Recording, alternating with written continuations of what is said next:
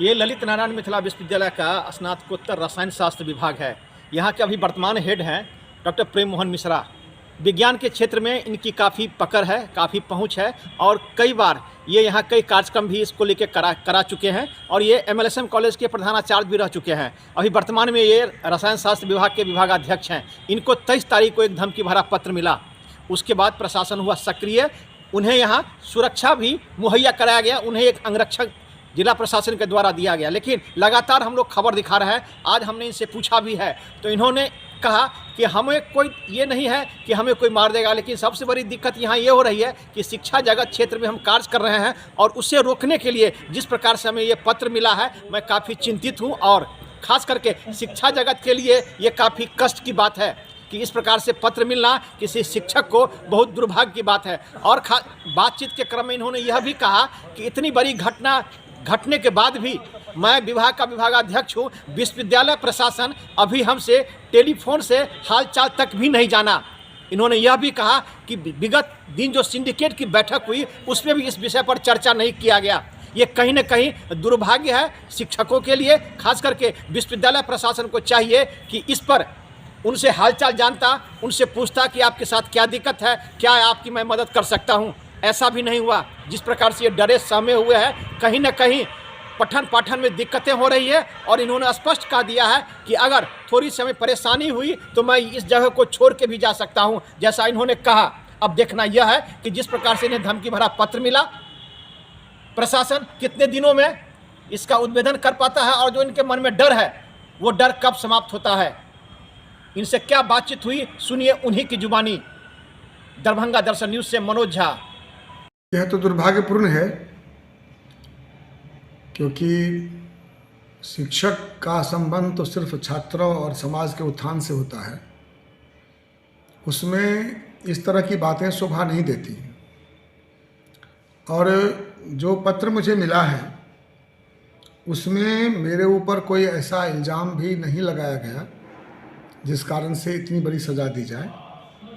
बात जो डिमांड है पत्र देने वाले का वो बहुत छोटा सा है और उस डिमांड के लिए मैं उपयुक्त आदमी नहीं हूँ। फिर इतना जो भयावह से पत्र लिखा गया, डरावना, वह चिंता का विषय है कि पत्र लिखने वाले का उद्देश्य शायद कुछ दूसरा है।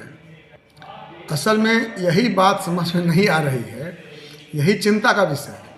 अगर कोई एंगल मिल जाए कि इस कारण से इस तरह के लोग लिखे होंगे तो थोड़ा निश्चिंत हुआ जा सकता है। तो मैं चारों ओर अपना पूरा पिछला इतिहास भी खंगालता हूँ तो मुझे कोई ऐसा एंगल नहीं दिखा देता है, कोई मेरा ऐसा जानी दुश्मन हो जो मुझे पूरे परिवार सहित सर तन से जुदा करने का ऐलान कर सके। तो इसलिए एंगल कोई नहीं मिल रहा है कि वो कौन हो सकता है, कैसा आदमी हो सकता है। लेकिन एक बात ये ज़रूर है कि वो जो भी आदमी है वो गंभीर है, क्योंकि पत्र में जिस गंभीरता से बातों को लिखा गया है तो उसको कोई सिरफिरा इतनी आसानी से लिख सकता है ऐसा हमको नहीं लगता है। अब पता नहीं जांच में क्या सामने आएगा, मैं जानता नहीं हूँ। अच्छा, अब जब आप जांच की बात कर दी है तो अभी तक जो समस्या आपके सामने खड़ी हुई, प्रशासन किस प्रकार से आपको मदद कर रही है?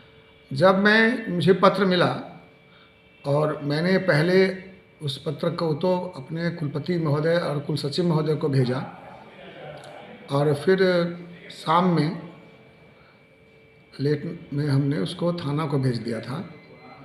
तो सुबह से पुलिस तो सक्रिय थी। DSP अमित कुमार स्वयं आए थे, लगातार 2 दिन आए हैं। जो IO बनाए गए हैं मिश्र जी वो भी आए हैं। पूछताछ उन्होंने तो यहाँ की है और तत्काल मुझे एक अंगरक्षक दे दिया गया। वैसे शिक्षक को अंगरक्षक के साथ चलना तो बहुत उचित नहीं है, लेकिन मजबूरी में कभी कभी कॉम्प्रोमाइज़ करना पड़ता है। तो पुलिस सक्रिय है, लेकिन जब तक उद्भेदन नहीं हो जाए कि वह है कौन, सज़ा उसको मिले ये तो ज़रूरी है ही, लेकिन पहले पता चल जाए तो थोड़ा सा हम सुकून से रह पाएंगे। अभी हम पूरे परिवार बहुत ही व्याकुल हैं।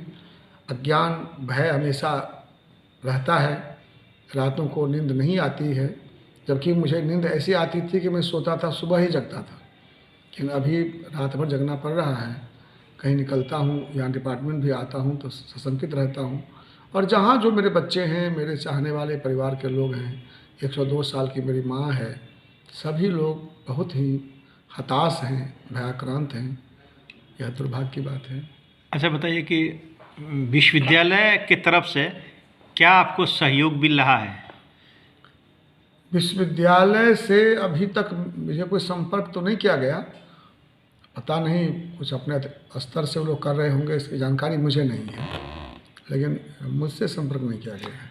अच्छा, आपके अगर जो शिक्षक संघ हैं और जो आपके संगठन हैं वो आपसे संपर्क किए हैं कि हाँ मैं आप ये संगठन आपके साथ है और कोई दिक्कत हो तो आप हमें भी सूचना दें? हाँ, शिक्षक संघ के अध्यक्ष चंद्रभानु बाबू आए थे और कुछ हेड सब ज़्यादा कदा आते रहते हैं।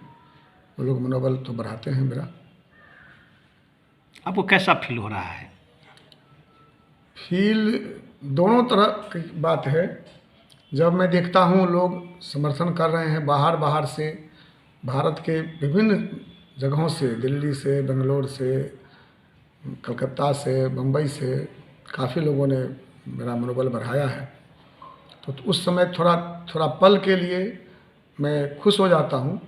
लेकिन जब ये बातें ख़त्म होती हैं, अकेला होता हूँ, और तभी उस जो पत्र का जो शब्द है, जो सर तन से जुदा कर दिया जाएगा और अल्लाह का हुक्म है, यह सब सुन के मेरे रोए खड़े हो जाते हैं और मैं थोड़ा विचलित हो जाता हूँ।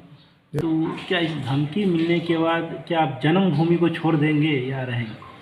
नहीं, इतना आसानी से तो मैं हार मानने वाला नहीं हूँ। आसानी से मैं हार मानने वाला नहीं हूँ, क्योंकि मैं शिक्षक हूँ तो मैं सारी बातों को समझता हूँ और मुझे कोई भ्रम नहीं है कि संसार में, भारत में जो अच्छे लोग हुए हैं उन्हें प्रताड़ित किया गया है पहले भी। तो कहीं न कहीं मुझे लगता है कि शायद मैं कुछ अच्छा ही कर रहा हूँगा, तो जल्दी हार नहीं मानूँगा। तो माना जाए कि आपका जो जीवन शैली था, जिस प्रकार से आप शिक्षा से जुड़े हुए थे, आपका भी नाम मिथिलांचल ही नहीं करीब करीब पूरे देश के जो लोग हैं, जो विद्वान हैं, वो आपके नाम को जानते हैं। और इस प्रकार से आपको जो धमकी भरा पत्र मिला, कितना चिंता का विषय है शिक्षा जगत की अगर बात करें तो? शिक्षा जगत के लिए बहुत चिंता का विषय है।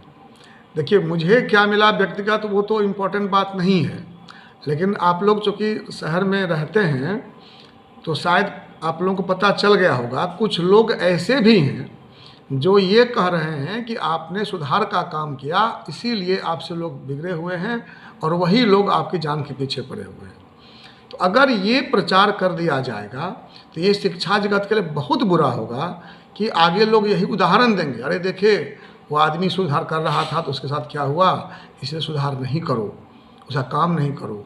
ये एक बहुत बड़ा मैसेज समाज में जाएगा। मुझे दुख इस बात की है, मैं मर जाऊंगा, मरना तो है ही, ये बड़ी बात नहीं होगी, लेकिन मैं ये करके मर जाऊंगा कि मैंने शिक्षा में सुधार करने का प्रयास किया, इसलिए मुझे मार दिया गया। तो ये दुखद होगा मिथिलांचल के लिए, शिक्षा जगत के लिए, वो मेरे दुख का कारण जरूर है। कल भी दोस्तों ने फ़ोन किया, क्या रखा है इस नौकरी में, छोड़ के चले जाइए, आप तो इतना पैसा कहीं भी कमा सकते हैं, नहीं रहिए। और बच्चे तो कहते ही हैं या तो मैं आता हूँ या आप आ जाइए। तो ये सब तो भीतर भीतर चल रहा है परिवार में, तनाव का वही कारण है। मुझे कोई गोली मार देगा ऐसा कुछ चिंता हमको नहीं है, लेकिन पूरा परिवार जो आतंकित है वो बहुत चिंता का विषय है। पूरे जहाँ जितने लोग हैं सारे लोग हर दिन 3 बार 4 बार फ़ोन करते हैं, अभी क्या हाल है, अभी क्या हाल है, तो वो बड़ा बुरा लगता है। सबसे अभी आपने कहा कि विश्वविद्यालय प्रशासन तरफ से मुझे कोई सहयोग नहीं मिल रहा है, उन्होंने हमसे जानकारी तक नहीं मांगा, तो कहीं ना कहीं ये भी एक चिंता का विषय है कि आप पीजी विभाग के हेड हैं। विश्वविद्यालय का सबसे बड़ा अंग होता है पीजी, और उसके हेड होने के नाते विश्वविद्यालय प्रशासन आपकी मदद नहीं कर रही है, आपसे कोई हालचाल नहीं जाना, क्या माना जाए इसको? मदद नहीं कर रही तो मैं नहीं जानता हूँ, आंतरिक रूप से कर रहे होंगे, मेरे से कोई संपर्क नहीं किया गया है, इसलिए मुझे लगता है कि हो सकता है मदद नहीं भी कर रहे होंगे। पता नहीं, विश्वविद्यालय के कुलपति हों या कुल सचिव हों, दोनों ने हालचाल पूछा? नहीं, किसी ने नहीं, किसी विश्वविद्यालय से अभी तक कोई नहीं, हालचाल तक भी नहीं जाना? नहीं, किसी ने पूछा नहीं। ऐसा क्यों बर्ताव हुआ? अब ये मैं कैसे कह सकता हूँ, ये तो उनकी बात है, उनके मन में क्या है, ये दुर्भाग्यपूर्ण है। मैं कैसे कह सकता हूँ। चूँकि आप शिक्षक हैं और विश्वविद्यालय के जो कुलपति और कुल सचिव हैं वो आपसे टेलीफोनिक बात भी नहीं किया, आपसे हालचाल भी नहीं जाना, तो क्या माना जाए इसको? कहीं ना कहीं आपके हो प्रति सकता उनकी है मेरे सहानुभूति। प्रति, हाँ, मेरे से कुछ बिगड़े हुए होंगे, हो सकता है खुश नहीं होंगे, और क्या हो आपने सकता क्या है। बिगाड़ा विश्वविद्यालय का? मैं तो नहीं लगता मुझे कुछ बिगाड़ा हूँ, तब है कि सत्य बात कुछ बोलता हूँ। ये भी ये कारण हो सकता है क्या? और क्या कारण हो सकता है, और मैं क्या बिगाड़ा हूँ, विश्वविद्यालय में तो अच्छा ही काम कर रहा हूँ। मैं तो हमेशा, जब मैं यहाँ आया था उसमें 25 बच्चे आए थे, अभी 125 बच्चे आते हैं क्लास में। पढ़ाई शुरू हो गया है, प्रैक्टिकल शुरू हो गया है बच्चों के। अभी 4 महीने मैंने 12 सेमिनार कर दिया है बच्चों के लिए, सारे बच्चे खुश हैं। तो शिक्षा का माहौल तो यहाँ अच्छा हो गया है शिक्षण का, तो और विश्वविद्यालय को क्या चाहिए मेरे से, लग रहा है कि 13 दिन में क्या किए होंगे आप? ये मैं क्या कर सकता हूँ। जब आपको 13 दिन में एक फ़ोन नहीं आया तो ऐसे हाँ, विश्वविद्यालय। ये थोड़ा सा हमको अच्छा नहीं लगता है। गार्जियन हैं हम इस विश्वविद्यालय का, अभिभावक के नाते उन्हें खोज तो जरूर करना चाहिए।